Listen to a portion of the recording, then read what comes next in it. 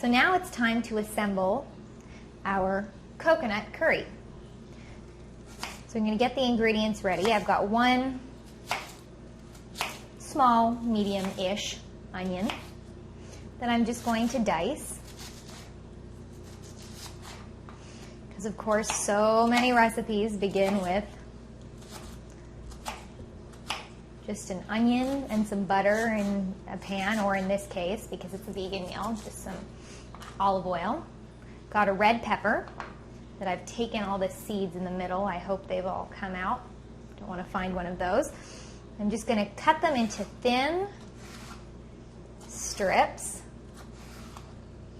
like that.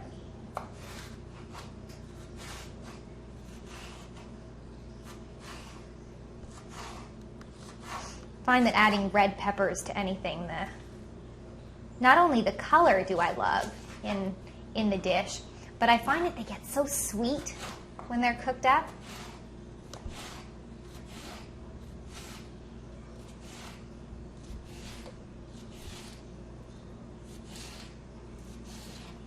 And in half again for this batch.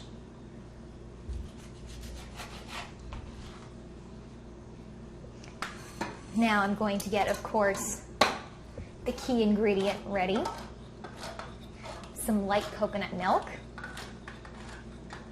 Now this, I find, coconut milk is just wonderful because you think that because you're having vegan food that it can't be creamy, but actually the coconut milk is just, gives you everything you needed in terms of a wonderful creamy flavor, and the texture, everything's just, it's just right. So I've now got some organic, extra firm tofu. I'm just going to drain the liquid out of. Pop that out of its container there.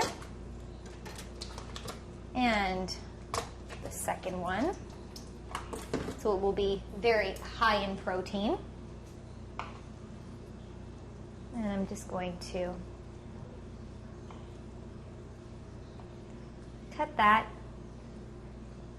in small pieces. I mean, the size of pieces that you would have if you were having a meat-based curry. You would generally get pieces of meat, chunks of meat in your curry of this size.